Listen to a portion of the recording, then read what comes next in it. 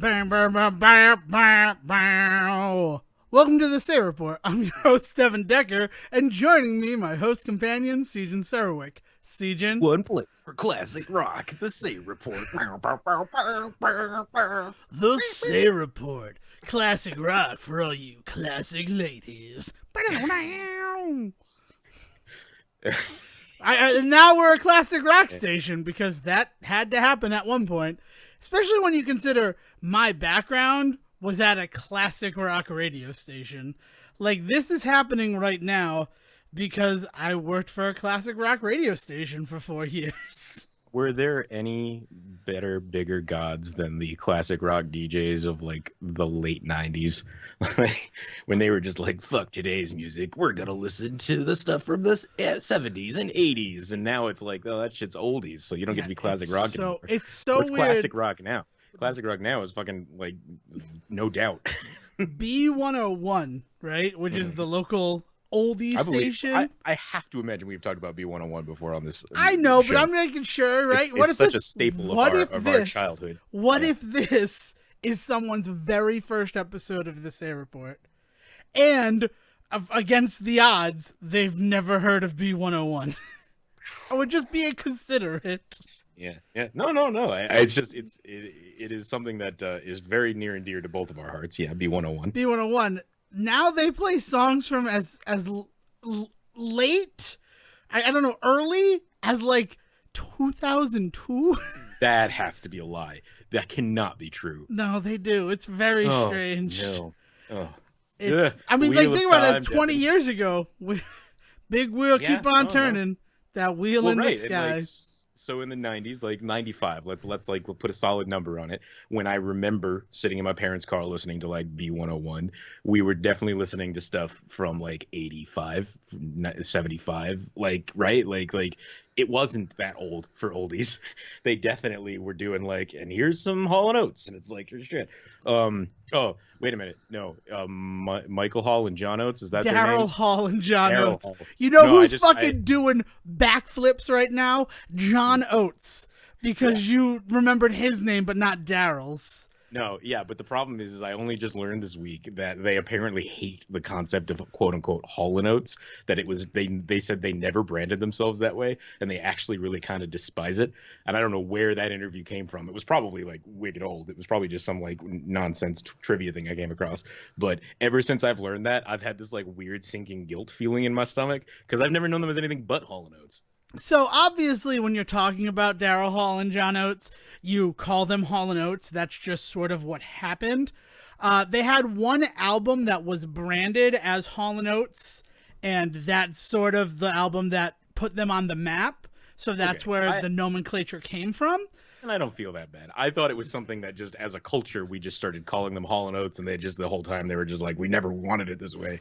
But if they called themselves that first, like... Well, they didn't. No, they always wanted to be referred to as Daryl Hall and John Oates. But it was a record company that put out their first album as just Hall & Oates. Machine. Yep. And that's it. That we talk about that interference from the studios all the time. I mean, that's as far as I know. But I have always referred to them as Daryl Hall and John Oates, and here's why. And it's not because I worked at a classic rock radio station, though that's going to come up. That's going to be tied in. But they're Ed. We've talked about Ed. Ed is my holy grail of TV shows. Okay. And Ed has been my holy grail of TV shows going all the way back to my freshman year of college, where I missed way, way too many Costume History 2 courses because it started at the same time as Ed on TBS. Mm-hmm. And I'm going to just be honest with you, Ed was more important to 18-year-old Devin Decker. Sorry, David Howard. Sorry, David. I mean, I feel like he knew that. And you know, stuff happened from there, but yeah, it was just one of those situations where like, if I could rewatch an episode of Ed that I didn't see, and a lot of it was, I missed season 3. Like, I don't know why. I think I had a job. I think it's when I got my job at Blockbuster. So I missed most of season 3 of Ed. And I didn't watch the first season at all. The second season, I saw like the last episode of the first season, and that sold me on watching the show. So I watched all of the second season and then none of the third and then the tail end of the fourth. This is fun. This has to be fun to listen to. But there were episodes that I hadn't seen, and at the same time, and I know I've talked about this before, Pepsi, every time you bought a 20-ounce bottle, you got a free code to get a download off of iTunes. Mm-hmm. And the reason why Ed is that holy grail, not just for me, but for everybody who loved the show, is because the music on that show was off the fucking chains. Mm-hmm. And one of the songs in one of my favorite episodes, and it actually ties into Dream and Theory Stew from I think 3 weeks ago at this point, is called Mr. Lucidity, where Ed learns how to lucid dream, and it's pretty much just an excuse for them to have a wacky episode of Ed. There's always a dream episode. Yeah, there's always a dream episode. But they framed it in a way that but it's okay that Ed knows he's dreaming, and you do too. And Hall & Oates perform in that episode. They do I Can't Go For That, which that's my Daryl Hall and John Oates song, is I Can't Go For That, No Can Do. And it's kind of their closest thing to yacht rock, because everybody calls them yacht rock, but there are people who will die on the hill that they are not. And then I just point to that song and say, well, this one kind of is, right? I think that we can all agree that I Can't Go For That is yacht rock. Wow, I feel like I just opened up a Devora's box here, and all of the things I've ever thought have come spilling out. But yeah, so that song came on. I loved it. I bought a Pepsi because Pepsi was all we could get on the University of Rhode Island campus. And I proceeded to download it from iTunes. And it didn't download as Hall & Oates. It downloaded as Daryl Hall and John Oates. So I'm like, oh, well, I guess that's what they prefer to be called. Yeah, man. I ever since I learned that the other day, I've just been I've been making it a point to correct myself every time they come up, and they come up quite a lot in my life. Yeah, they're a great band. I mean, and then I was gifted Rock and Soul Part 1, their greatest hits, which is also Daryl Hall and John Oates, and I'm like, yeah, I guess it's just slang to call them Hall and Oates. But you're talking to a guy right now, or rather, a guy is talking to you right now, who referred to Mr. Rogers as Fred. I'm a big fan of the first name.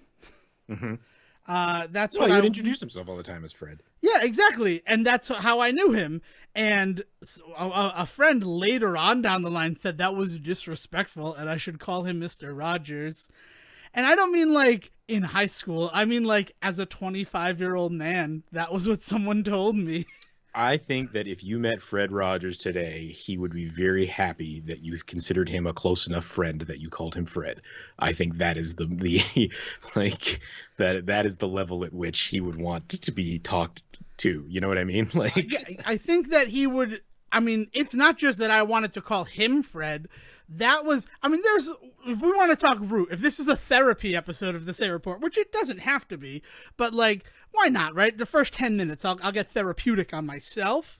My root cause for my lack of respect for authority stems from the fact that I didn't really view age as something that equaled authority. And it comes a lot from Mr. Rogers and the fact that he called himself Fred to me. But it's this thing. I mean, it stems from the fact that I called him Fred. I never called him Mr. Rogers because I know this guy. I go to his house every day. It's weird if I call him. He's not a teacher. He's a friend. But then also teachers, I would refer to them by their first names, and teachers do not like that at all. I'm gonna just tell you that if you're uncertain, if you're a child listening to the Say Report, welcome. Glad to have you here. Sorry about the language, but it's better to know that language exists than to think it's some secret taboo thing. But that's a further thing down the line. The other reason for my authority issues, and this ties into the classic rock, and then at Siege we'll get to talk, I promise, is John Mellencamp. He may have had the Cougar in his name at the time, but let's just call him John Mellencamp because I think that's what he prefers now. I mean, we're doing full names all around here and full true names all around, so let's do it. So John Mellencamp has a song, I want to say it released in about 1989, I'm not 100% sure, called The Authority Song. And I'm sure you've heard it. But it's I fight authority, authority always wins. And as a young man, no more than 5, right? So that's why I believe 89. My mother told me that was my theme song. And that's going to do a number on a kid. To be like, this song about fighting authority, that's your theme song. I mean, considering every fucking punk I knew was listening to, I Fought the Law growing up, you weren't too far off from the rest of us, man. Don't worry. Yeah, no, I understand. I get it. But it's one of those things where, like, I lived up to it, and, I fight authority, and authority always wins, but I keep fighting authority. John Cougar Mellencamp, or John Mellencamp, he doesn't learn a lesson in that song. No, yeah. Oh, man. But yeah, so that's that. But yeah, I worked at a classic rock station, and then it somehow bled into the show. And I know why. It's because of Super Mario 35. But we can talk about that later. Sejan, what's up with you, my brother? Man, that was a mixed bag. Actually, I don't want to go stray too far from the Dream episodes. Because it just occurred to me that I watched a Dream episode this very week because I watched the Halloween episode of Boy Meets World, which is a Dream episode that allows them to do wacky stuff. The Dream episode concept for sitcoms is actually pretty stellar now that I think about it. It's also like it's the trope that also allowed like Xena to fully embrace like the lesbian undertones of its show. Do you remember that? The episode I hand it right now. Devin Decker never watched an episode of Xena. Oh, that's such a shame. Like, as somebody that loved like Hercules and Jack of All Trades with Bruce Campbell and stuff like that, like I realize now I was watching a lot of that universe at a time when I didn't realize that like television universes were like a thing. Did Young Hercules fit into that with Ryan Gosling there? I believe so. I believe Young Hercules was in the same universe as that. And to be honest, Sejan, you're not alone. That was one of the first interconnected television universes that ever existed. Yeah. But using the Dream episode as a reason for them to basically erase all subtext and finally have Xena and her bard there, what was her name?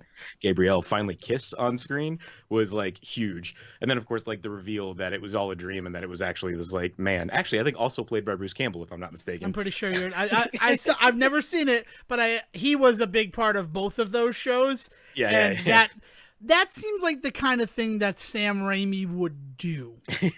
I'm gonna just be straight with the audience. Yeah, that sounds like what he does.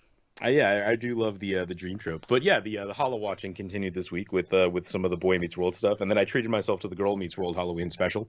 Before we go into Girl Meets World, I need to make sure that the Boy Meets World Halloween special that you're talking about is the one that I'm thinking of, and that's the Scream one, right? With Jennifer Love Hewitt. Okay. Yeah, it's the one that's the slasher flick, and they introduce the character of Kenny just to have Will Friedle do a terrible South Park joke at a time when like anybody watching that probably was also watching South Park. So maybe good on them for realizing their audience. Understanding pop cultural zeitgeist and slotting it in there, kind of what Boy Meets World did best. Mm-hmm. Boy Meets World for me is one episode, and it is one episode because, I mean, you lived in Rhode Island, and you lived down the border, like you were close to Massachusetts, so I'm certain you had both Foxes, okay? Yep. So both Foxes, they had the same syndication schedule, but they didn't show it at the same time. Like, The Simpsons were on at 5 o'clock on the Massachusetts one, but 6 o'clock in Rhode Island. And to be clear, we had the two Foxes, but you had to be watching on rabbit ears. You could. It wasn't cable. If you were watching cable, then you were just getting Cox Cable, and you were just getting Rhode Island. Right. But yes, we had rabbit ear TVs in the house, so we would definitely watch The Simpsons on one channel and then flip over to The Simpsons on the other. And it'd be the same episode. And but who cared? It was The Simpsons. But who cared? But one of those things that I caught was the Boy Meets World episode where Frankie, played by Ethan Suplee, becomes the third member of the group. Where it's not just Corey and Sean, but like suddenly Frankie the Enforcer is hanging out with them. Yeah. And his father is it Mankind or Kane? Is a WWE wrestler. And I watched that episode, and I then thought it was Mick Foley, but I might be conflating my wrestling. I mean, man, I don't remember who. It was a big Mankind guy. Would be a good pull. Mankind would be a very good pull for his dad. It was a big guy in a red and black unitard. So that's what I remember.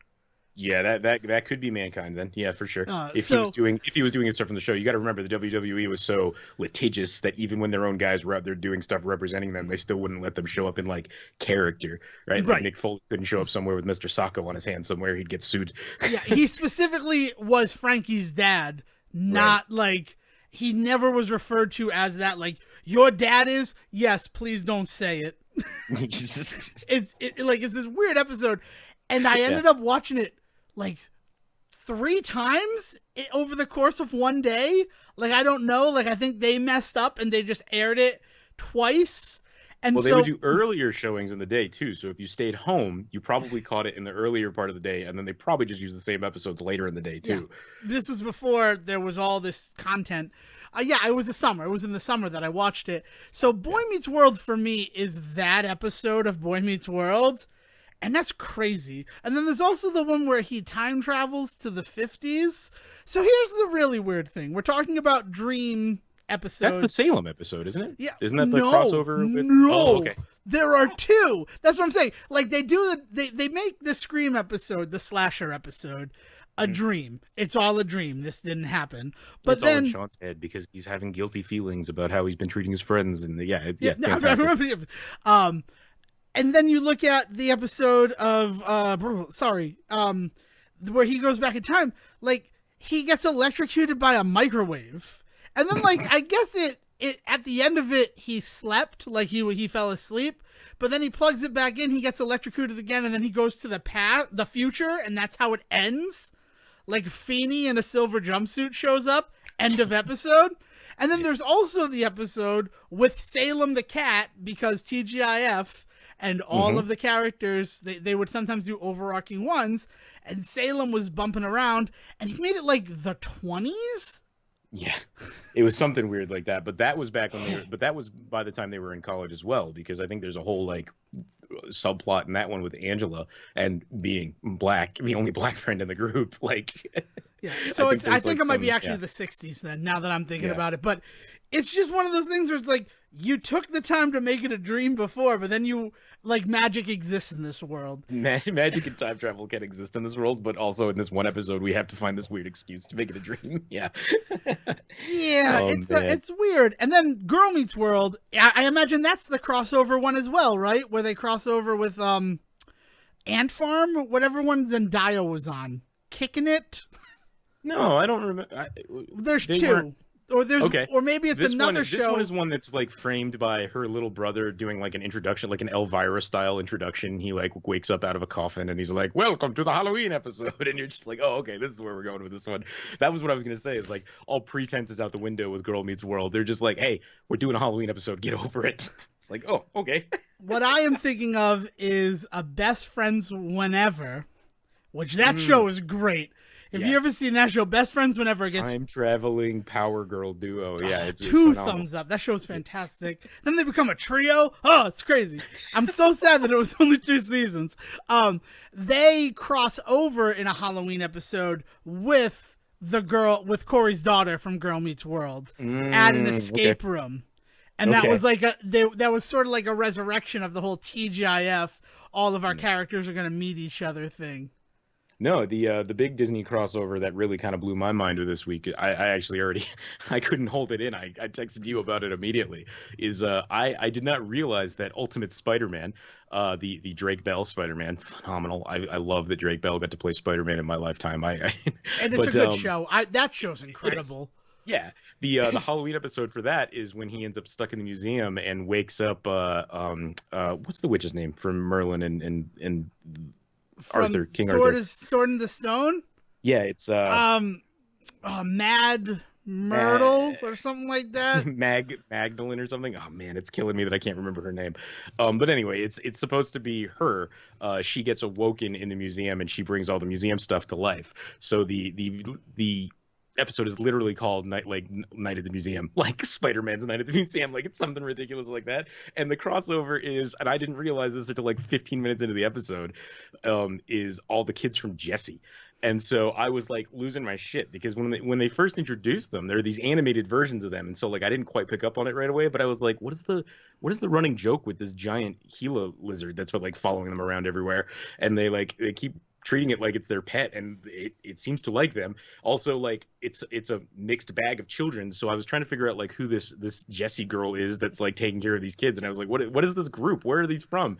Not realizing the whole time that like, oh, it is literally like Jessie and like the mixed race family that she takes care of, and that it's like the two kids from like Bunked and stuff like that.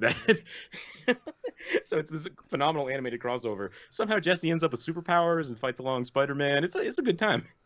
I mean, it sounds like maybe the framing device is that the kids are pretending they're Spider-Man if the lizard's just the lizard. It sounds like they're toys. They're playing with their toys. Is that not what happens? So one of them is dressed up like Doc Ock. One of them is definitely dressed up. There's a thematic element to what's going on with the kids' costumes, and they're not all Marvel-based, but they're pretty solid. But yeah, it took me way too long to like figure out what the bit was in that, but that was pretty wild. Yeah, that's nuts. I can't believe that. I mean, Disney was known for that stuff. Like, you have the Mission Marvel episode of Phineas and Ferb, which I think is awful, but it exists. Yeah, I like them it's about on par with the Star Wars one for me. Yeah, I don't think that either of them were. I think the Star Wars one was a bit better. I like the idea of them becoming superheroes and the idea of the beak. And also that supervillain, because they don't just make Doofenshmirtz the villain. They introduce Ben Stiller as a new villain. Well, and because by that point Doof was a pretty beloved character, and by the time you get to Milo Murphy, he's not even a villain anymore. Right. But yeah, that's what they did, and I need to see that, Jesse. I didn't go out and watch it, and I'm sorry about that. But my episode of Ultimate Spider-Man with Drake Bell is Moon Knight on Christmas Eve. Nice. And Mysterio's daughter. Oh, and also weird. Yeah, and also Diedrich Bader is Moon Knight in that series, and like that's awesome. Perfect casting. That you can't convince me otherwise. Yeah. He's a good choice for Moon Knight. Diedrich Bader's a hell of a voice actor. He is out there working. Currently playing Batman on Harley Quinn and super good at that. Yeah, like he's awesome as he's awesome because he's this weird mix of like really gruff Frank Miller style Batman, but like they put him in comedic Adam West style situations. So seeing gruff Batman in these goofy situations is hilarious. That's awesome. And I was gonna bring up that he was also Batman in Batman Brave and the Bold. Right. Which was so campy Adam West Batman, but then also ridiculous situations. So like that is why if you're going to look at all of the people who have played Batman over the years, he would be my choice for a Harley Quinn animated series. Yeah. Oh man. But yeah, so Hollow watching continued this weekend. Did a little bit of decorating and things like that, but nothing crazy. But did you want to talk a little bit more about Super Mario 35? Yeah, I would like to get that out of the way. I do. I want to get it out of the way. Legs that has on this show.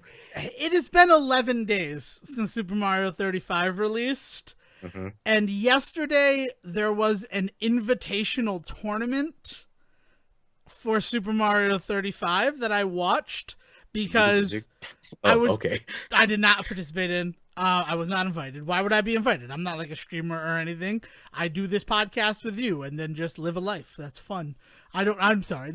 I'm painting a weird picture. That's streamers. Break me. No, don't take that, streamers. The fact that they can do it, I'm not built for that. I'm built for being a DJ, having to talk the whole time and be entertaining. No, if I'm playing video games, I want to play the video game. I'm going to just be honest with you. But I can play music and talk, but that's not what we're talking about. And the reason why I watched it is I knew that it was coming, right? I knew that this was a game that Twitch was going to try to gamify in a way that they could have tournaments and show it off. Mostly because of what happened with Fall Guys earlier this year.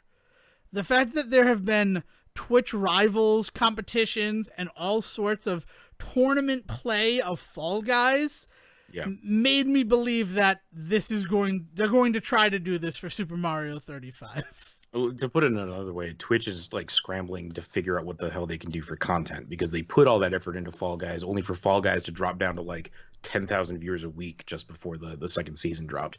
I don't know if the second season like brought those numbers back up, but Fall Guys went from a million viewer game, I was going to say show, but game, down to a 10,000 viewer game within like 2 weeks because of Among Us.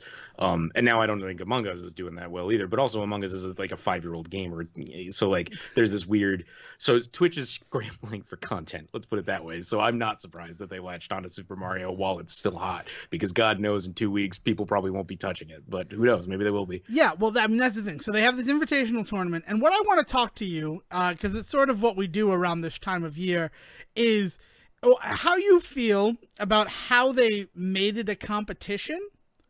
Because I know you've only briefly played Super Mario 35, but you don't worry, I'm not afraid to talk about it like I'm an expert. Let's do it. No, I'm glad. No, but you understand that there's no way to play with other people right now, right?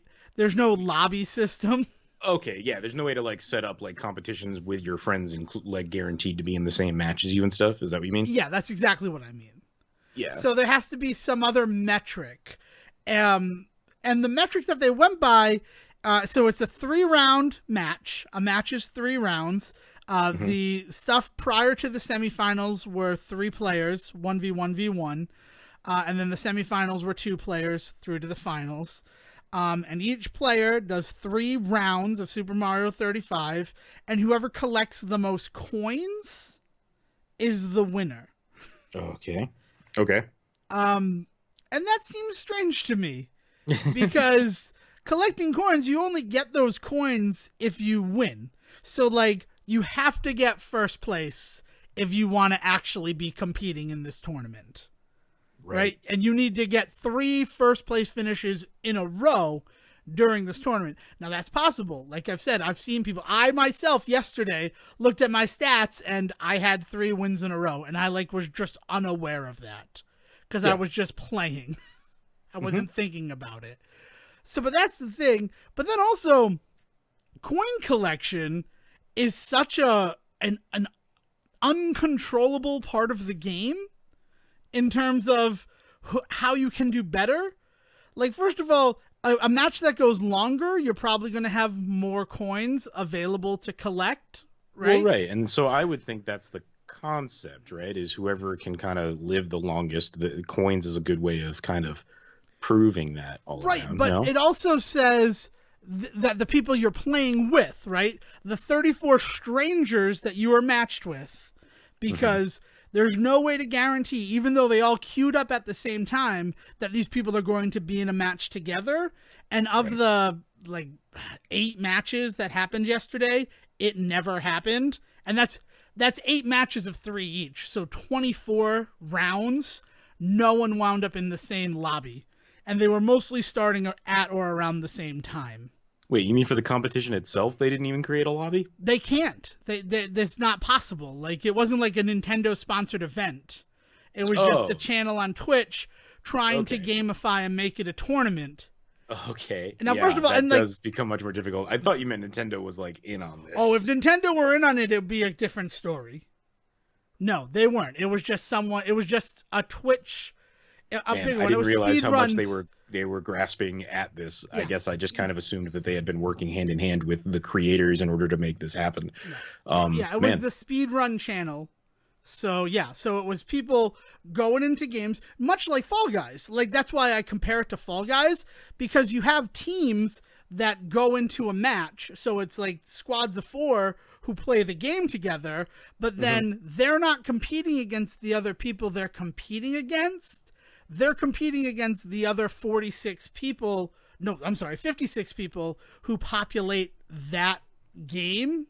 Sure, but that works on Fall Guys because I'm starting to see what you're talking about with the flaws in the system. Yeah. Because on Fall Guys, that works because the goal is simple: get to the end, survive to the end. So as long as you and your team are doing what you can do best in that game, you are doing your best in that game. Whereas in Mario, if everybody else fucks up and dies and you just happen to just win, so you didn't get a long run in, you don't get to collect that many coins. Right. But also, those people, half of the coins that anyone who loses in Super Mario 35 goes into the war chest, which the first place person gets that as a bonus. Mm-hmm. But your bonus would suck if everybody's dying but early. But if people are dying early, and also, like, even if it's 35 people, if 25 of those people go out within, like, the first 3 minutes, they probably didn't have a large amount of coins that would be directed into that. And you could, like, look at aiming for knockouts, but you only get a 50 coin bonus if you knock somebody out. So it's not like a huge thing. It's more about playing through the game, collecting coins when you can, and making sure that you never have to spin that roulette box. Right. And then which at some point becomes crazy impossible, because, like I was talking about last week, there are portions that you end up in where you're like, well, I ain't making it through this if I'm not at least, like, taking a mushroom, taking the hit, and then, like, clipping through everything while I'm invincible, right? Like, there's some method to the madness to using the roulette box. I don't know how you get past some of that late game stuff without touching the roulette box. And that's how it works, is that, like, for the first 32 other people that you're fighting against, you don't want to touch a roulette box. But then when it comes down to, like, the wire, and it might be you and 2 other players, you need to think about, I have to get first place. If I don't get first place, it doesn't matter that I have 1,100 coins right now. Right. Because they will count for nothing at the end of this. Well, so might as well spend 200 making sure that I've got something every second, and then just go. Because So like, there's definitely strategy there. It just seems like such a weird metric to only judge by. Mm-hmm. And it was very strange to watch it. And the other thing, because, like, it was early, 11 days of this game really does speak to the current attention span of your basic internet, like, content consumer. Yeah. Because you have people talking about the game, and they're not certain of what they're saying, if it's true or not. Right. Like, talking about, if you go to the warp zone in 1-2, you'll see the next 3 levels in the queue, but it's not that. You skip the next level in the queue, and then to see the one that's 2, 3, and 4 levels away from where you are. Yeah. But the whole tournament, they kept saying it the other way. And it just was like you guys aren't even 100% certain of how the game works, and you're trying to gamify it for people to watch and enjoy. I will say to that element, how much, like, new game tournament stuff do you watch? Like, do you watch any, like, Overwatch or Fortnite stuff or anything like that? I do. It's if it's a game that I care about, and I know that happens. I understand that it evolves. Right. There's that element of evolution to games, and you end up with these commentators. It's one of the things that you have to kind of take with, like, you have to look at as kind of the charm of like online indie esports, because, like, these guys are also figuring the game out as they're watching it with you. Specifically, I'm thinking of, like, Overwatch. Whenever they introduce, like, new characters, new mechanics, new things like that, there's, like, this whole element of, like, we're not quite sure what this power up does, but this is what everybody thinks it does for right now. And if that's the case, you're going to see A, B, and C, and then all of a sudden D, E, and F happens, and they're like, well, clearly that wasn't what we meant, right? And that happens a lot more than, like, say, like, football commentary, where you have guys that have been playing the game for 40 years, so, like, they know what they're talking about when they sit in that booth. You just don't have that element. So I don't know if I would really hold that much against them as far as commentating on a game that's only been out for 11 days. Yeah, but that's what I'm saying, is that, like, maybe you wait the 2 weeks. Like, it feels maybe, but then there might not be anybody playing. There might not be anybody. It's crazy, right? Yeah, it's one of those things. I think the real difference, and the way that you just pretended to be a commentator, is that you didn't act in absolutes. Like, you said a lot of things like, all right, currently with this is how we think that it works, or that. Like, that would go a long way to making it easier to handle, as opposed to these guys who are saying it like, this is how it works. Yeah. Especially when commentators should do that. Yes, I agree. And they really weren't. And what made that more frustrating is, at the end, it was revealed that they're going to have an open tournament that anyone can sign up for. So if you've been telling people misinformation this whole tournament, like, as gospel, it just, like, that is where it was frustrating to me that they were saying mistruths, but I could sort of forgive them because of what you just said. It's new. We don't know all of the intricacies yet. We're just sort of sharing the information that we've gleaned after 11 days. But then when you're like, come play this game, but based on the information that we've provided to you, that became a little harder for me to swallow. For sure. I'm just like, I have seen things swing really hard in the other direction, where you end up with these guys that are just like commentating, you know, Call of Duty matches online, and they're calling out people for bot sniping or like spamming or stream sniping and stuff like that. And they're like, oh, this person's using an auto aim, and it's like, no. And they're like, but if you analyze the frames here, here, and here, you can see at this exact moment the way in which this reticle moves just one frame to the left. Clearly the human couldn't do that. It has to be a robot. And it's just like, oh, okay, guys, like I don't care that much about Call of Duty. And, you know, maybe that's just me, but like I think that there's I think esports, and specifically this like online indie esports scene that you're getting from Twitch, where you have a lot of guys that are just sitting around commentating on a game that they like, has the potential to go real bad in the other direction as well. And maybe it's like a symptom of the same disease, is you have these guys that are just talking in absolutes, and they're so sure that this is what's going on in the game, and really they don't know fuck all. And so like you really need to take it with a grain of salt when you're watching this stuff on Twitch, because half the time these guys aren't as sure as they sound, more than half the time. Okay, so thank you. I mean, that's really why I wanted to bring it up. I wanted to get your opinion, and I'm glad that it jives. That, like, there is... I'm not alone in having to be like, okay, I need to know. I need to remove myself that little bit. But that makes it harder to enjoy as entertainment. Which is the only real disappointing thing about it.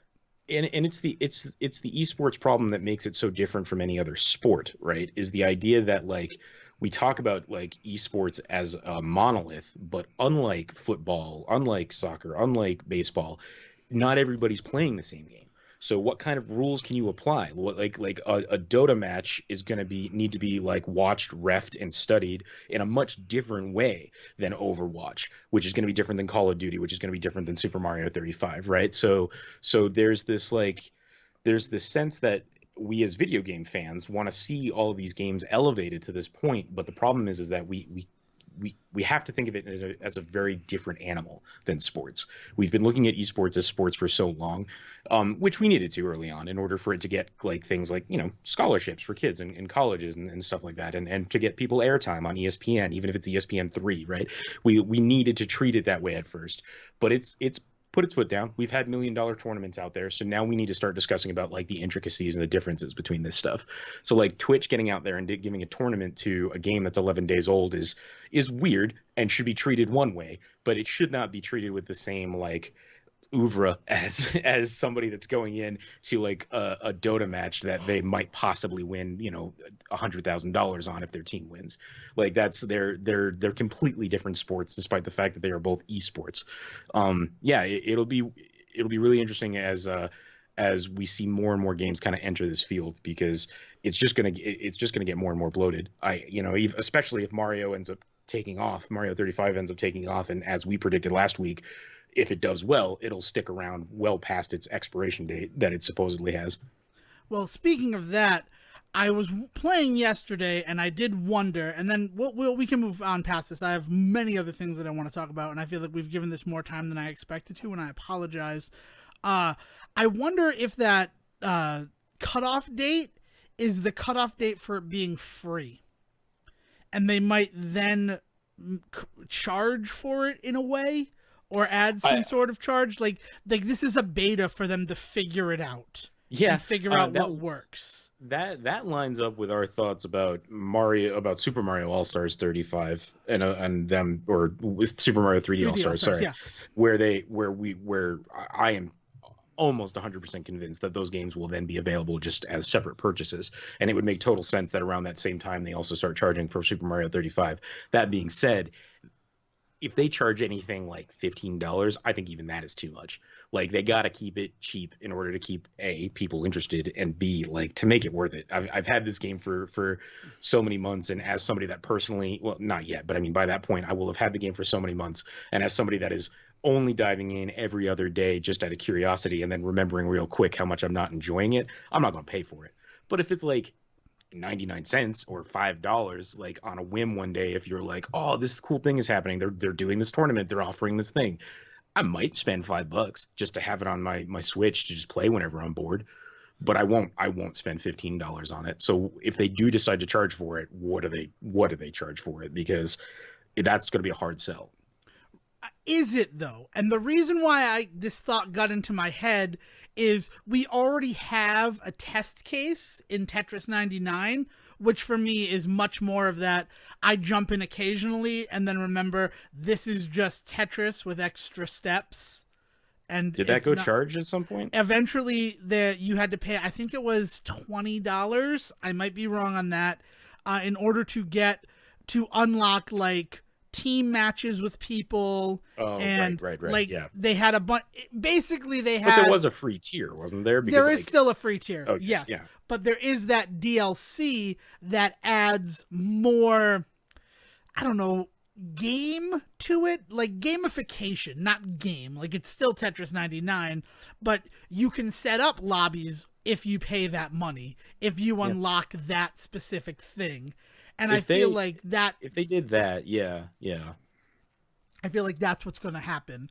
But they might make it because of the fact that it is Super Mario. It's not Tetris. It's something that people can't get anywhere else. Like you can get Tetris anywhere. You literally can get Tetris anywhere. I mean, got a Texas Instrument calculator, we can put Tetris on it. Yeah. I'm reminded of Doom being played on a pregnancy test that I saw a couple of weeks ago.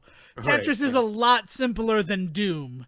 So let's just be honest. But Super Mario Brothers, you can only get from Nintendo.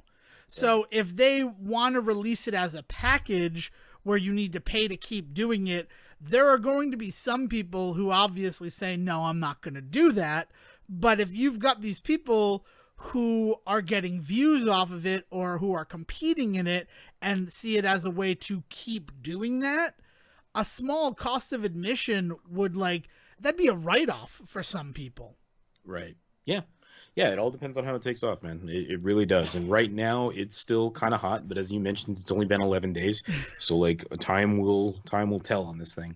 I don't know. I have not heard many other people kind of talking about it. People that are in the scene seem like they're already there. I don't hear a lot of people, jumping on it. You know, there was a little bit of blow up on my personal Twitch streams about it when it first came out last week, but since then people have gone back to Among Us. They've moved on to Phantasmophobia, I think is the name of the ghost one that's going on right now. You know, good Halloween content there. There's so much other stuff that people are able to get onto their streams and play that, again, it's going to have to be a pretty good justification to keep up with Super Mario 35 if it sticks around past Christmas.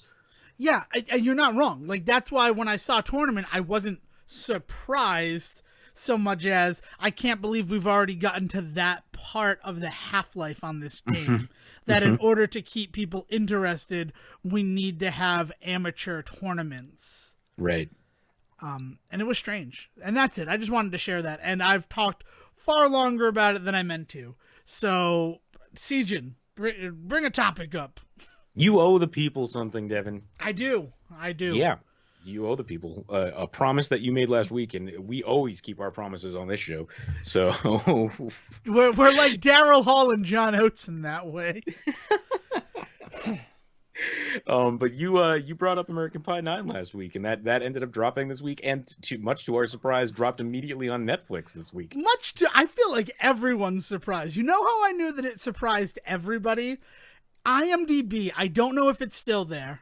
You have the computer. Can you check? Can you go to the American Pie Girls Rule trivia and see if this bit of trivia is still there? Because the trivia read, this film will be dropping on Netflix close to its October 6th DVD release date. Close to. Yeah. Let's go ahead and check that now. Trivia. Yeah, so while you're checking that out, because I saw it, I found out about it, and we're big fans of American Pie at the Say Report. Actually, in weirder ways than I considered, as I was thinking about our show and what we do here, and rewatching American Pie 9 because I rewatched it. I've seen it twice already. Nice. And I'm a real big fan of it. but like a lot of the fact of just the nostalgia still up there and what that just recommends. Yeah, it's yep, still up there. It's the second one. First one, well, we'll get into this. There's some things about this one that we should definitely talk about, but go ahead. But yeah, so it's one of those things where like it has it's in the DNA of the Say Report in a way that I didn't really expect to admit years down the line, especially when you look at, you know, one of the incredible things about American Pie and the original American Pie is the fact that Kevin is played by a kid in King Arthur's Court, and what is the name of that movie where he can throw the ball really fast? Oh, not Angels in the Outfield.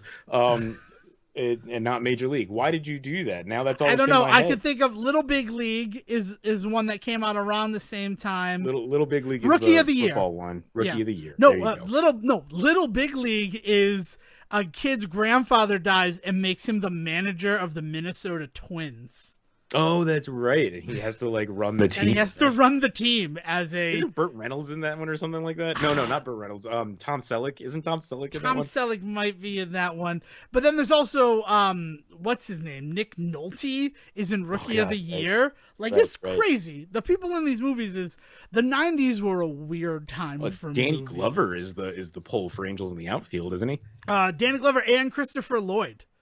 Like, let's talk about Christopher Lloyd is the angel. Christopher Lloyd will do fucking anything. But I mean, like the Danny Glover is the coach of the Angels in that, right? And Tony Danza is the pitcher. Starting off Tony Danza's long line of being in Disney sports films where he played a character named Tony. That was.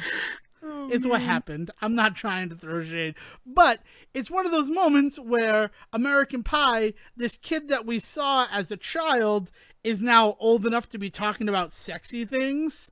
And that has really been a big part of the American Pie franchise, which speaks to the whole idea of nostalgia in our lives and the philosophy of nostalgia and how Hollywood is able to build upon it in order to sell movies. And anything, really.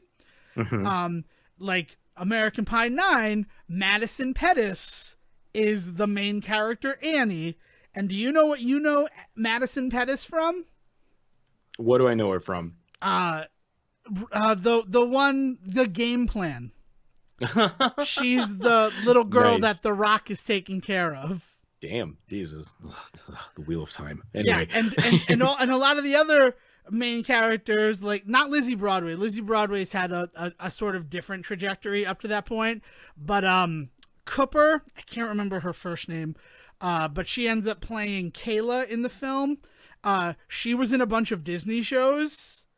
Like, it's just all this stuff where it's like they're still playing into that same nostalgia of it. What's his name? Zachary Gordon, the boy what ate fried worms and how to eat fried worms. And then was the wimpy kid that had a diary.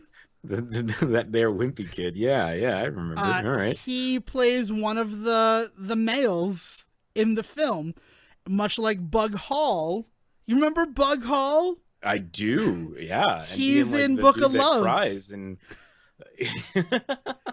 Oh no, Bug Hall is the one that played Alfalfa when he was a kid, right? I believe so. And I think he was Beaver. No, he wasn't Beaver. I always think about that. But yeah, Bug Hall is another one of those, like, and then he went on to be Stupids. That was the other one that Bug Hall was big in. But that's the thing, is that like they were in these movies that you knew as a kid, and now you're a little bit older and they're in this American Pie movie.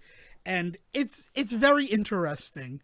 So Girls Rule, I bought it on DVD and it wasn't going to arrive until the 8th of October. And I was bummed.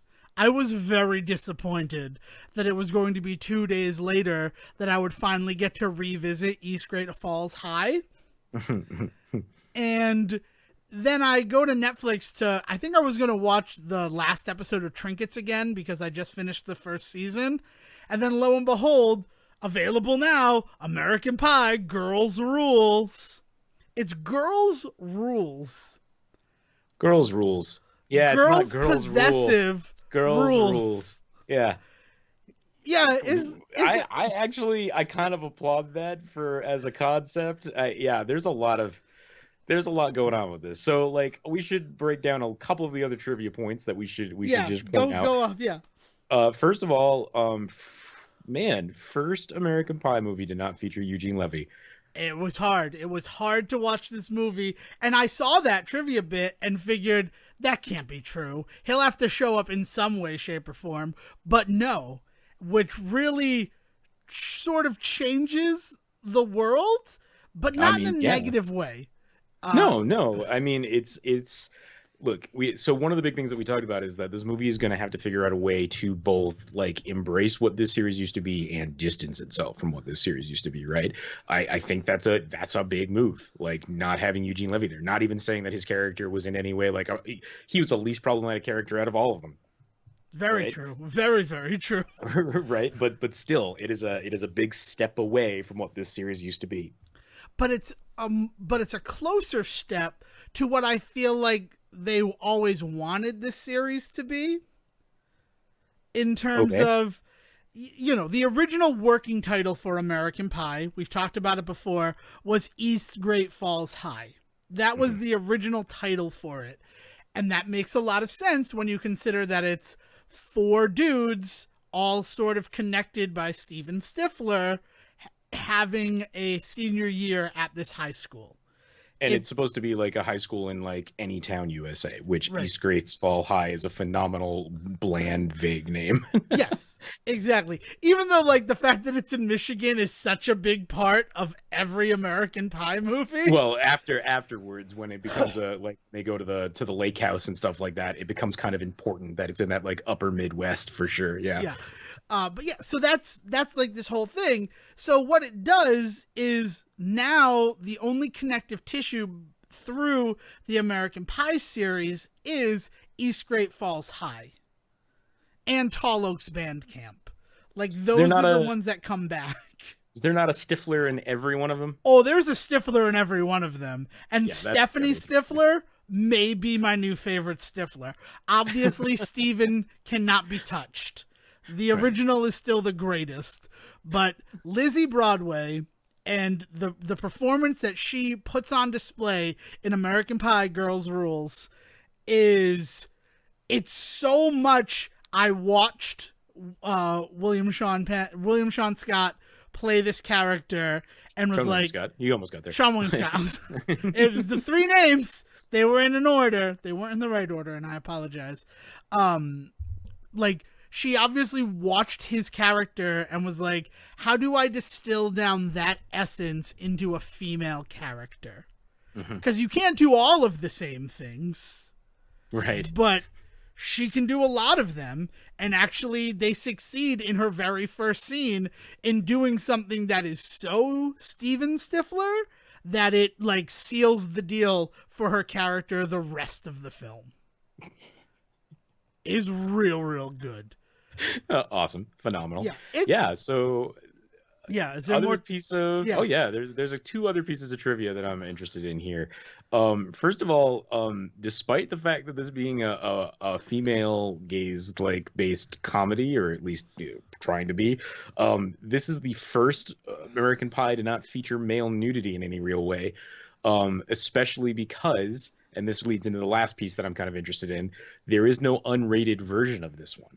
So in the past ones, so for instance, like the first one, like the male nudity you could point to would be Jason Biggs in And the Pie scene, which is severely cut down. The unrated version, I think, adds like an extra like minute to that scene, which is more than enough to see like the pie fall off of him, see his butt, and catch a little dangle in that shot, right? So this is the first one where they intended to have male nudity be a big part of it because of the idea of it being now like the female-based one.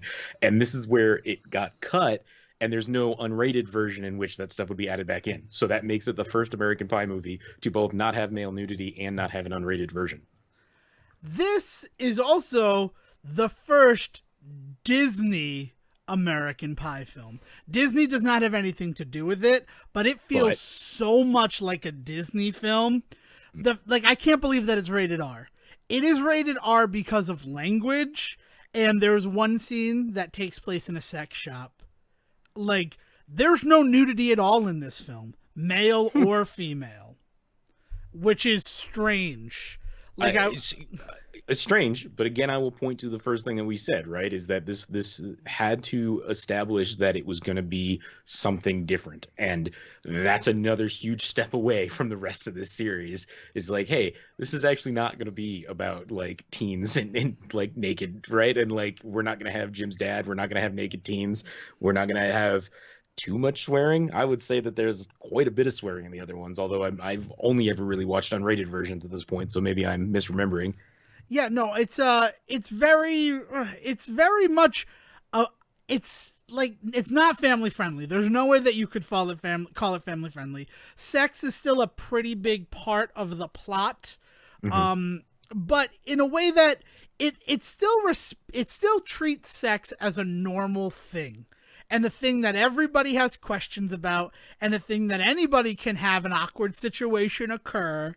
Like, and that's really my favorite part about American Pie from 1999, is how it normalized sex for me personally as this thing that just exists.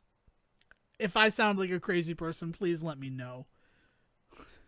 No, I think that's so. You've touched on, and we must have talked about this when we watched it, but it is the paradox of the American Pie film, right? It was that thing that brought back the raunchy teen comedy, and what we were missing from that was the idea that in not presenting that anymore, right? Because it was a big thing in the 70s and early 80s to have the raunchy teen comedy. You look at like your Porky's and Revenge of the Nerds and stuff like that, right? And what we did is we stopped making those movies in the 90s, and it turned the idea of teen sex into this weird taboo, and you end up with a lot of weird stuff that pops in the 90s about that. You have your after school specials, the idea of abstinence being the primary like type of sex ed taught in a lot of schools in this country and stuff like that, and it became this really weird thing where like talking about sex below the age of 21, even never mind 18, like talking about sex below the age of 21 just kind of became something that entertainment didn't do, or when it did, it was always dramatic and then like over dramatic, like a la like American Beauty or something, right? And so by having something back in the water like American Pie, it made it okay to talk about sex again, and that was hugely important for a lot of people, and like that can't be ignored. Now, that being said, it also then cemented, because it was the only one in that conversation, it got to cement the language that was used to talk about it, right? And that became super problematic, because you ended up with a lot of things with like, well, women can be naked on screen all we want, but we can't have dudes naked on screen unless it's an unrated cut, right? Like, so like it's this back and forth. It's this double move that it makes. On the one hand, it makes it okay to talk about sex again, and on the other hand, the sex that it allows us to talk about is not the healthiest. So like, and we've watched them each kind of try and negotiate that along the way, and so like I don't think you're out of line saying that like it normalized things for you that the rest of the world wasn't normalizing. I think that was kind of why it hit the way that it did. Right. Thank you. Right. I mean, but that's the whole thing. So then you fast forward 20 years, right? Because I can't imagine that they were making this year. I feel like they were probably making it and trying to land what for a lot of purpose is a female reboot of that first film. There are people who are like, I've never seen an American Pie film. Younger people who I'm talking to, and I'm like, yeah, you could probably start with this one and be okay. Like well, it's an American Pie film because it takes place in the same location and there are a lot of the same things referenced, but it doesn't build on anything that came before. There's nothing that you need to know about in order to enjoy Girls' Rules, which is important in a lot of ways. Especially from the like marketability standpoint of, if you're a young person and you just see American Pie Girls' Rules, like you want to be able to let that person watch that film and not have to do the reading of 8 more films that existed before it. And yeah, man. And there's a lot of other, like, you're also, it's weird because you're also not depending on it being on like a video store shelf. You know what I mean? Like for a lot of people, like American Pie was picked up because it was easily rentable from like Hollywood Video or Blockbuster Video, and it was on the shelf and they had half naked teenagers on it, and so you grabbed it and you watched it when you were home, and they just don't have the luxury of that. I'm just thinking like it's a weird world that this movie now exists in compared to when the first one came out, man. Dude, you want to talk and then it's Netflix is going to be the primary delivery system for this film, right? Yeah. But it's not a Netflix original. They did not have anything to do with the production, but the fact that it released on Netflix, there's a reason. Currently, it is the number 4 film on Netflix, and that is behind The Haunting of Bly Manor, Hubie Halloween, and Emily in Paris. So those first two, it's probably not going to unseat because, it's October. Yeah. But I could see it supplanting Emily in Paris. Emily in Paris is very much everybody that wants to watch it is watching it this week. Next week, that may not be the case. And I've only watched American Pie Girls Rules move up the ladder since its release date. It was number 8, and then it was number 6 over the weekend, and then today I checked again, and it's number 4. It is in the top 4 of Netflix, all of the titles that are available. So people are watching it.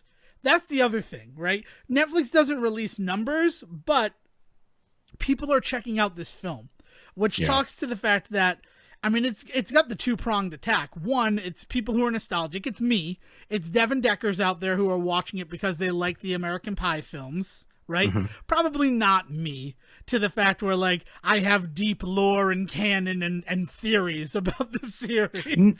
No, I mean, I might be taking a hard swing here without much information, but, like, I would imagine that it's the kind of people that probably saw the in theaters ones. One, maybe they haven't seen one since 1, or at least 1, 2, and then they came back for Wedding, right? Like, probably nobody saw Reunion, because we know from the numbers nobody saw Reunion in theaters.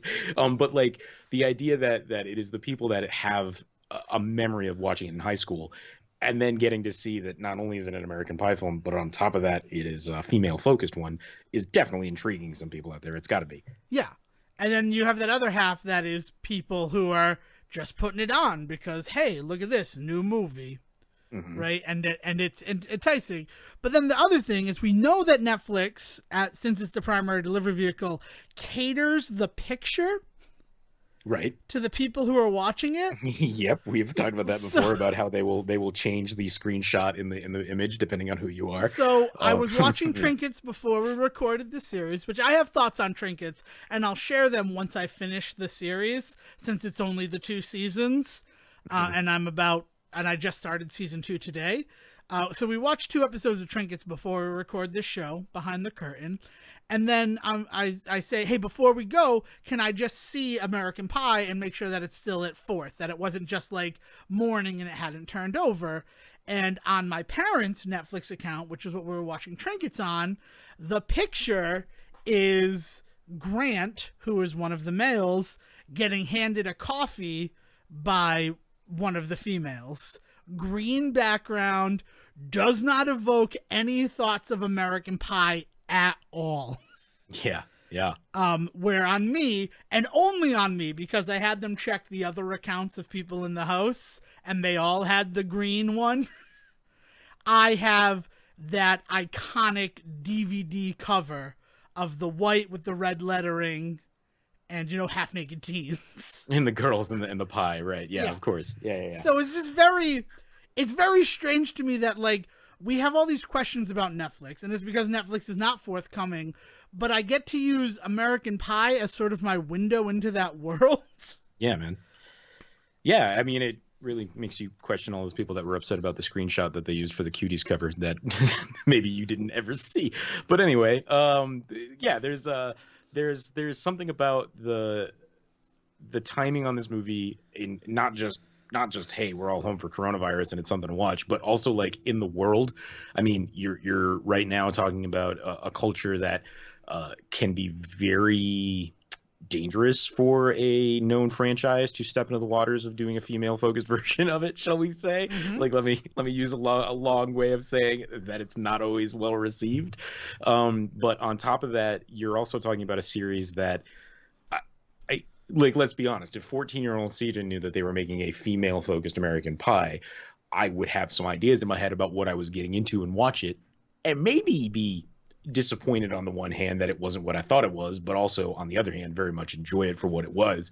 You know, it's the same way where like when like finding out years later that Mean Girls was always intended to be like a female answer to American Pie, and that there is like an R-rated like script out there for it, and there's a sense to that movie now as I watch it where I'm like, oh, I can totally see where they should have gone with this, and I'm like disappointed that doesn't exist in the world. Like now I have this, and that's very interesting to me, right? And so I wonder how it does. I wonder how audiences receive it, because it could go anyway right now. I mean, 2020 is such a weird year for politics, personal and otherwise, that like releasing a movie that is both under the American Pie banner, but also a female reboot of the series, it's all over the place. It is extremely interesting for a ninth movie in a franchise. It is an extremely interesting thing to keep an eye on. I know. I couldn't believe when I heard it was coming, and then thinking about what has happened in the past with it. It was nuts. And let me tell you, I never knew 14-year-old Sejan, right? I didn't meet Sejan until he was 18 years old, which, like, now I feel fucking old. Let's just talk about the fact that, like, ooh, I've known you since you were 18, and here we are recording a podcast together in our 30s. But yeah, and I can say, based on what I know about you and your love of the Second Born Royals Secret Society, whatever it's called, I still haven't watched it, right? But you didn't watch this, so touche. You would probably love this film as a 14-year-old. I feel like you would watch this film as a 14-year-old. And I mean, you proved me wrong. You watch this movie in the 14-year-old mindset and see how it appeals to you. But I think I think you'd like it as a 14-year-old because it's such good storytelling. Oh my not least god! Because Ed Quinn is in it, and I like. I love me some Ed Quinn. Do you know who I'm talking about? I believe he plays her father. I wouldn't know. Let me get the character name for you if I can. Kevin. He plays Kevin. That's her father. Yeah. That's Annie's dad. He's the dude that played Nathan Stark, who they tried so hard to say he was a Tony Stark from a different dimension without ever actually saying it on Eureka, the sci-fi show Eureka.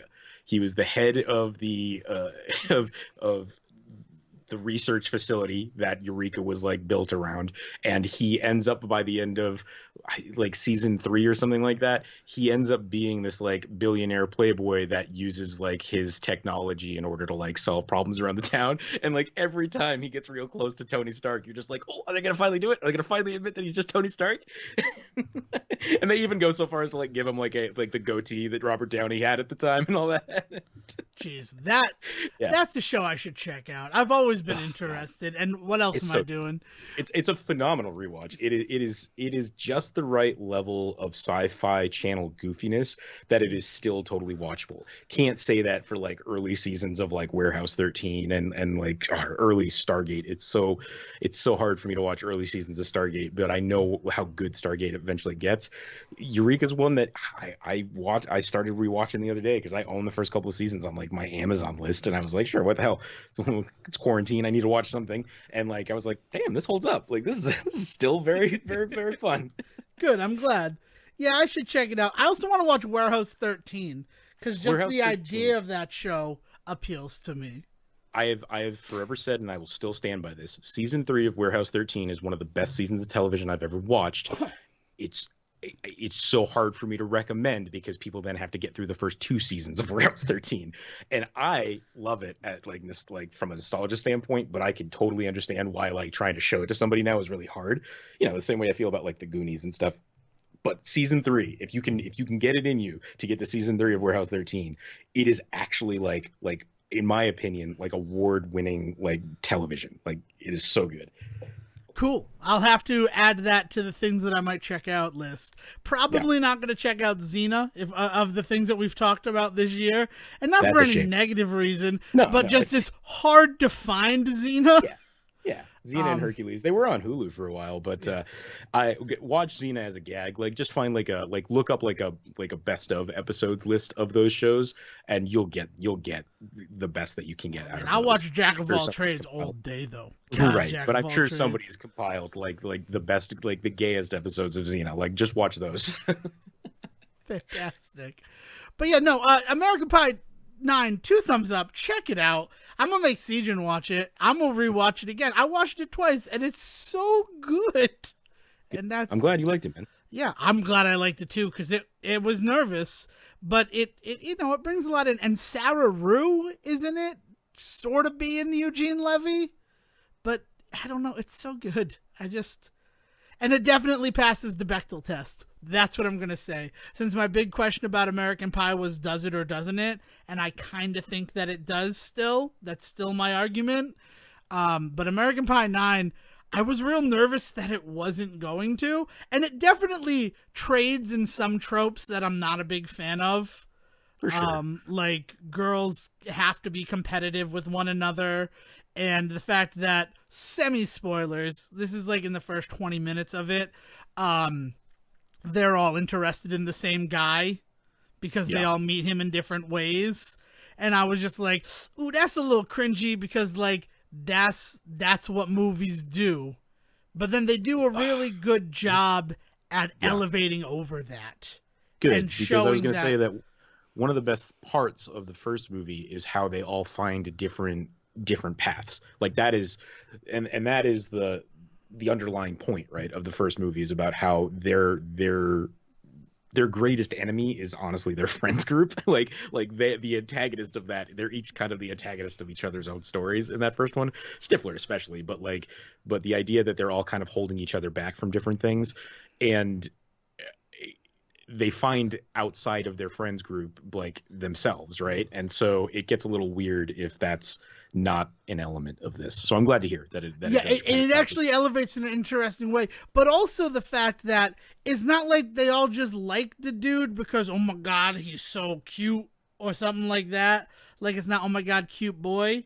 It's, he does represent what each of them says they are looking for in an interesting way.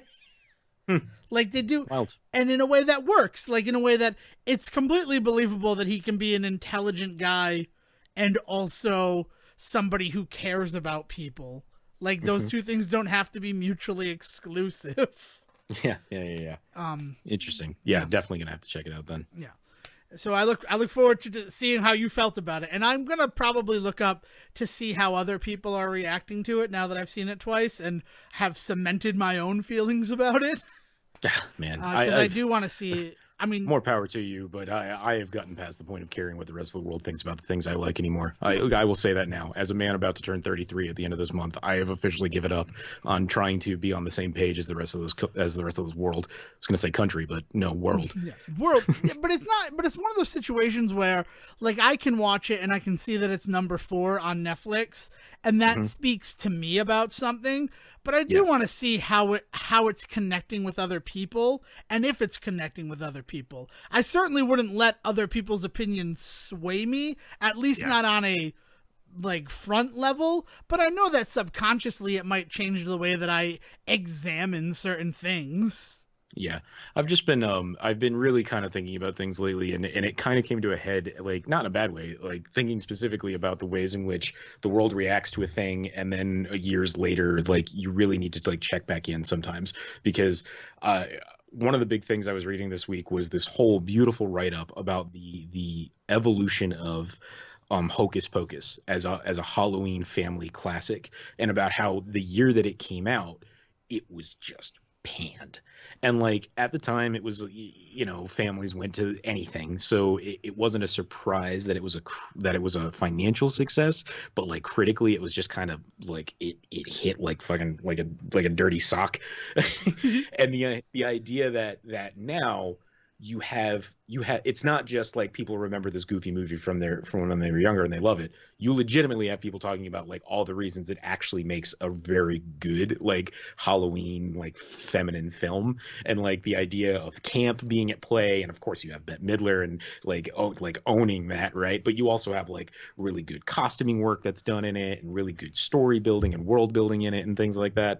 And like it's interesting to think that this movie that 30 years ago at this point was seen as just kind of just Disney dreck, and like how it becomes this. And that's interesting to me specifically because of the ways that people talk about things in the Disney like world now, you know, when a Pixar movie comes out that they don't love, or you know, like, I mean, the way that they react to Marvel movies, or even the way that people reacted to Mulan, you know. And granted, there's a lot more going on with that one in terms of like the politics behind it than there ever was with Hocus Pocus, but we don't know how people are going to look at that in 25 years, because God knows where we're going to stand with the politics of it in 25 years. And like, maybe it'll be seen as like this first step towards like us trying to understand Asian cinema, East Asian cinema, as opposed to like growing away from it, you know. Who knows?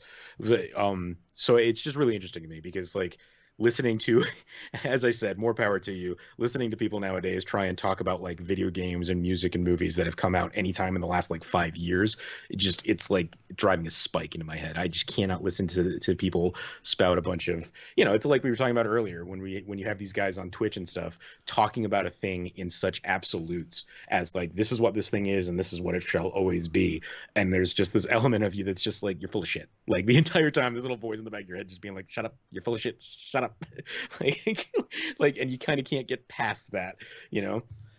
So I'm curious to see how people feel about it as well, but I will probably not take a deep dive into hearing too much about what people have to say about it. Yeah, I'll probably see if like AV Club, you know, ooh, here's some free advertising for AV Club, a website I like openly despise. I'll just be honest with you, but it's one of the ones that does exist to give sort of the layman opinion.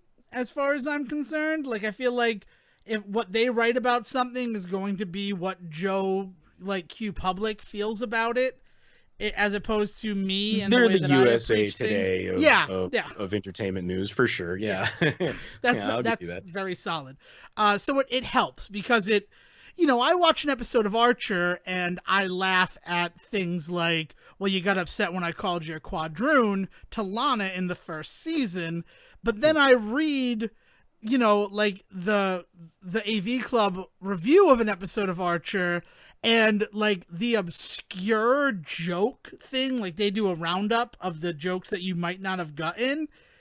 It like sometimes what they consider an obscure joke is just part of my natural vocabulary and pop cultural like connection to the world. And I forget that. Like it's weirdly humbling to know that like just because I know that doesn't mean everybody knows that. Well, it's the kind of thing where you go and it's the same thing that people equate to like BuzzFeed lists, where they're like 10 things you might not have known about Harry Potter, and the first thing is like written by an author by the name of J.K. Rowling. Did you know that? And it's like, okay, it's like fuck off. Yeah.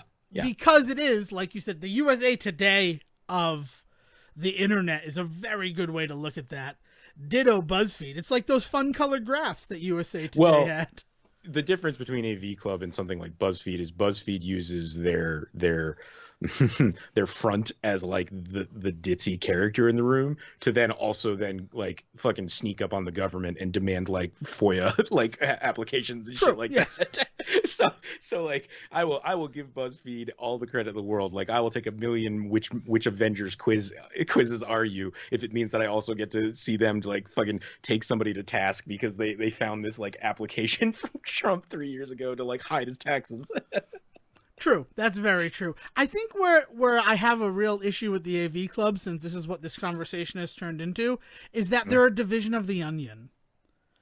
So, like, The Onion is fake news. It's satire. It's like, if I use fake news, which has a whole different connotation, but it's meant to be satirical. It's satirical news. Yeah. I know. So, it's weird that then they also have this, like, legitimate banner that they also fly. It'd be like if you bought the National Enquirer because Bat Boy's on the cover, but in the back they had really good restaurant reviews. Yeah. Well, I mean, it's part of the reason why I feel like Mad Magazine felt it had to kind of go away, because a lot of the like satire and jokes it was making were suddenly becoming like not. And they realized like we either go the way of the onion and basically have like legitimate parts of our magazine all of a sudden, or we just leave the conversation, and they decided to go the other way, right? Because that's what always happens with satire. I mean, look at the Daily Show, you know, in specifically just look at the Jon Stewart years of the Daily Show. You know, you started off as a comedy show that sometimes talked about the news of the day. Suddenly it became the political figurehead, and it got to the point where Jon Stewart's like, I gotta leave, like I gotta be done with this. You know, as soon as the Bush administration's over, I'm over. You know, and I don't know if our country would have survived the Bush years without him, without Colbert. But at the same time, he had no other choice but to just leave at that point, right? Yeah, no. You bring up a good point there, Sejan, and that's how I'm going to address it. It's just strange, but that's probably where I'm going to go and be able to find a review of the film, and you know, it'll give me some insight that I feel is important at the time. I feel like early insight is important for years later hindsight. That I could have said that so much more eloquently, and I feel bad I like that that. I didn't. I like that. Whereas, so I watched Guardians of the Galaxy this weekend, right? All right. Still a great movie. In fact, a better movie years later, right? Watching it at home and not in a crowded theater. Like, I never got to see that one in, like, my ideal theater setting, which is, like, small group of people who are dedicated to it. Like, every time I saw Guardians, it was in a big, crowded theater. Which changes the experience. We've talked about experience bias a lot, and especially with comedy or action films, right? Right. Yeah. So watching it at home, completely different situation. But then, you know, my mother asked about James Gunn and if they're going to do another one of those, meaning a third one, because she knows that there's a second, and like, yeah, he's back. And she's like, so that whole thing just kind of blew over. And then my mind started connecting the pieces that existed and that I've collected over the years. And I love to end on another crazy conspiracy theory from the mind of Devin Decker, because that's really what this has turned into, these like final thoughts on the Say Report. But I'm not entirely unconvinced that wasn't a huge PR stunt to get him the ability to do the Suicide Squad. And to give Marvel, like, a way to take a rest from Guardians of the Galaxy for Phase 4. Maybe. You can view it that way. I think that the easiest solution is always the most obvious one, and that was that Disney dropped him, and Warner Brothers was smart enough to see the way the wind was blowing when people were just like, this was fucking stupid. Like, on all sides. You had people all around. The idiots out there saying cancel culture is a cancer, and I don't agree with any of that sentiment, but that's a conversation for another day. But also even people on the other side of the fence that were just like, no, of all of the people that we're really taking umbrage with right now, like, James Gunn is not on the top of that list. And so I just think Warner Brothers was just smart enough just to be like, get in there fucking quick. Signed him on, and then Disney realized their mistake and was basically just like, look, we know you love this franchise. We understand you're not going to do this other thing with Warner Brothers. Could you please come back? I think it was a hat in hand moment. I mean, like, you can go conspiracy theory, and I don't want to begrudge you the ability to go conspiracy theory, but I think it's a much simpler thing than that. No, and at the end of the day, it's not going to be something I'm trumpeting, because Avril Lavigne and Taylor Swift are the same person. I will die on that hill all day long until I am in the room with both of them and allowed to check for a wig or a Mission Impossible style mask on either one of those individuals. It's just a secret ploy to get to hang out with Avril Lavigne and Taylor Swift. I know you. You want to talk about don't blow up my conspiracy theory about their conspiracy theory. We are never getting back together. Why you gotta be so mean? Now I got a blank space, baby. I'll write another name besides Sejan. Anywho, that's what I do. But yeah, it's one of those situations where, like, I don't believe it, but I can sort of see it working. Like, because it also pushed the discussion of cancel culture to a front line area that required discussion. Like, it was something that existed in the fringes before that happened. Mm-hmm. And I feel like it sort of allowed us to create a blueprint as to how we're going to handle that type of situation going forward. Yeah, I mean, we never quite figured it out with like dudes like Aziz, right? Or even really Dan Harmon in a lot of ways. There's a lot of people out there that still don't quite know where they fall on those two guys in that. But I can say that at least in my life, I know a lot of people that feel like James Gunn might have been a bridge too far in that conversation. Yeah. So I could see it as like, this is getting to a point where we need to address it. And there was just a lot of things. And I'm not saying it's on Disney's standpoint. I don't think that Disney was involved in it. I think that maybe he's like, I'd kind of like to make another movie besides the Guardians of the Galaxy movie. Maybe we leak these things and see what happens? Hey, remember that time I said that shitty thing? Oh my God, he said that shitty thing. Oh no. Like, and then he's just in the back of the room being like, oh no, it would probably not be him. It would probably be Sean Gunn. Yeah, right, exactly. Dressed as Rocket Raccoon. Or Kurt from Gilmore Girls. Oh, because that's all. Mom, oh, it's Kurt from Gilmore Girls. It's also the director's brother. Oh. And writing partner. Yeah. But it was just one of those things where, like, I think about, there's a trope in TV shows where they're like, we want you to come work. Okay, Seinfeld, George Costanza, we want you to come work for the Mets, right? Mm-hmm. Yeah. And they're like, all you got to do is get fired from the Yankees and you're in. And it's where he wears, like, Babe Ruth's shirt and eats the shrimp or the meatball sub. The meatball sub, yeah. And he does all these things to try to get fired so that he can get a better job. Mm-hmm. Like, it's definitely based on just a million different pieces that I have collected over the years to be like, well, okay, so we bring up this tweet again, and Disney, because Disney has been on a warpath dropping people, drops us, and I get to direct the Suicide Squad. And, like, that might be worth it. Like, I might not have anything left in the tank for Guardians of the Galaxy. All right, I'll do it. I'm willing to make this deal with the devil and bring up these tweets from 10 years ago and see what happens. And then Disney afterwards is like, oh man, we played this wrong. We did this wrong. Now he's working with Warner Brothers. We need him back. So he ends up getting his cake and eating it too. It would be one of those things that, like, is crowed about in business school for years, like, and years going forward, as, like, the way to play two mega corporations against each other. I mean, it's almost a lot of what happened with that dude Ninja when he signed the contract with Facebook Gaming, and they paid him, what was it, $4 million? And then, or no, Microsoft Gaming. It was Microsoft. Right? Yeah, it was Mixer.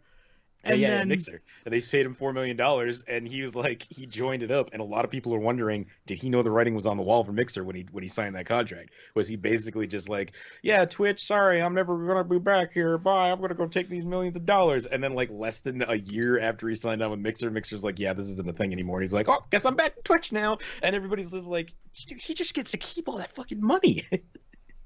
Yeah. And Facebook tried to do it again, and he was smart enough to be like, I can't pull this off twice. I can't do it twice. I can't pull this stuff off twice. I am not Don Cheadle's character in Black Monday. I understand that I have, like, I played the devil once. I'm not going to try to beat him in a fiddle contest again. Well, but that just adds to the conspiracy, right? The idea that maybe he kind of knew Mixer was not going to be a thing, but so he took that money, but, you know, can't say the same about Facebook. That monster's never going away. So, like, the idea that he was smart enough to do it one way and not the other. Now, if that's what you want to say, that you think James Gunn was smart enough to see kind of the writing on the wall with some stuff, I will give you that that's definitely a huge part of it. I think he was smart enough to put feelers out there the second that even, like, a whisper of, hey, we're talking about this thing again came out. Do I think he's the one that released those tweets again? No, that'd be Do incredible. I think he was? But I think that you're not wrong. I think he played it smart. Yeah, in order to be like, the fact that he made a movie with Warner Brothers and is still coming back for Guardians of the Galaxy 3 blows my mind. Not just Warner Brothers, DC Warner Brothers. Yeah. And he's coming back for Marvel Disney. Yeah, no, the fact that he got to compete, yeah, it's nuts. Yeah. It's like almost like the people who get to, like, J. Jonah Jameson guy. I know his real name. What's his real name? Why did you do that to me? I was gonna say. He's that guy. He's real good. He's a great actor. J.K. Simmons.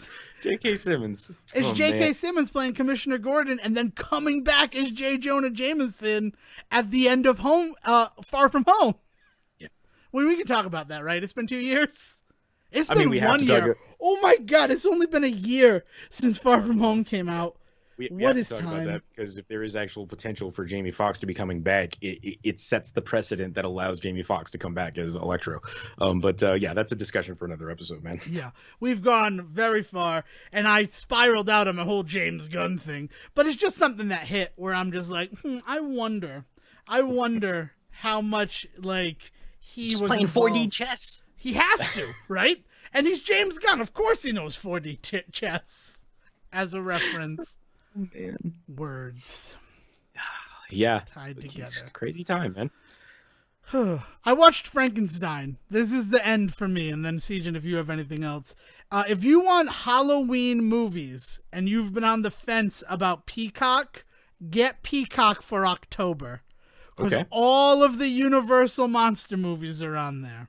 That's pretty rad, because I was actually straight up looking for some the other night on Pluto TV of all things, because I mean they've always got silly shit. You know, I found some Mystery Science Theater stuff, which was good, but I was curious where those had ended up. So it's good to know that they're on Peacock. We were gonna rent it, and it was like $5 to rent, and I'm like, hold on. We have Peacock, which is an NBC Universal streaming service. Mm-hmm. Let's check if maybe Frankenstein's on there. Good, and good it call, was. So yeah, definitely, if that's what you're looking for, and they're great, and they're short too. The original Frankenstein is 69 minutes long. Mm-hmm. And I'm very happy that I have Peacock right now, because that's going to be my Hollow watching. Also, rewatched the original Witches in preparation of the new Witches, which I'm more than certain we're going to discuss on this very show that you are listening to.